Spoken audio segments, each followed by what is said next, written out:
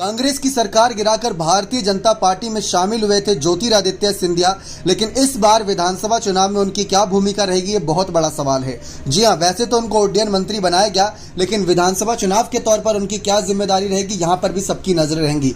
कईयों का यह कहना है कि ज्योतिरादित्य तो सीएम बनने की चाह रखते हैं, लेकिन 20-22 विधायकों से कौन ही सीएम बन जाता है जब सीटों की बात यहां पर इतनी सारी हो। तो ऐसे में सिंधिया के लिए कई सारी मुश्किलें हैं, लेकिन बीजेपी के लिए सिंधिया मुश्किलें ना खड़ी कर दें, ये सारी देखने वाली बातें रहेंगी। इसके पीछे की मुख्य वजह आप जान लीजिए। दरअसल कहा यह जा रहा है कि जिस तरीके से कर्नाटक चुनाव के वक्त कई सारे ऐसे नेता थे जो बागी होकर कांग्रेस और तमाम बड़ी पार्टी छोड़कर बीजेपी में शामिल हुए थे, लेकिन उनमें से 4 से 5 नेताओं का टिकट कटा इस बार, और जो जीते वो दोबारा जीत हासिल करने में कम से कम 4-5 विधायक रह भी गए।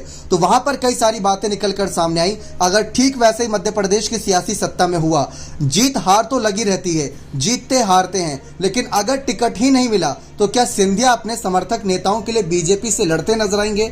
और क्या सिंधिया को अगर डिप्टी सीएम या सीएम पद का दावेदार नहीं बनाया तो भी क्या सीएम पद के लिए और डिप्टी सीएम पद के लिए सिंधिया लड़ते नजर आएंगे?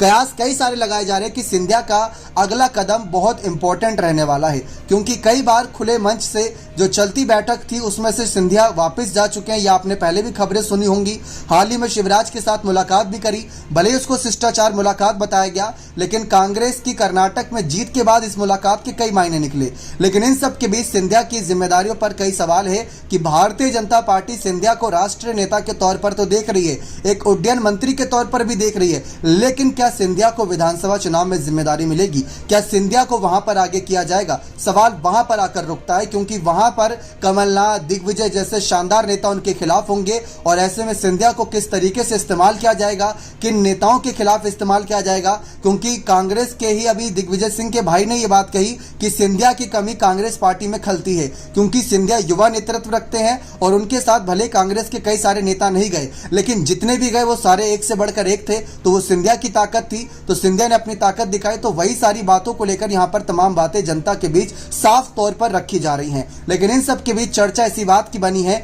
कि क्या सिंधिया की जिम्मेदारी यहां पर भारतीय जनता पार्टी जल्द से जल्द साफ करेगी, और सिंधिया के समर्थकों को अगर जिम्मेदारी नहीं मिली तो क्या अपने समर्थकों के लिए सिंधिया लड़ते नजर आएंगे? ये देखना बेहद दिलचस्प रहेगा। आपकी क्या राय इस मामले पर जोर दीजिएगा। बहुत बहुत धन्यवाद।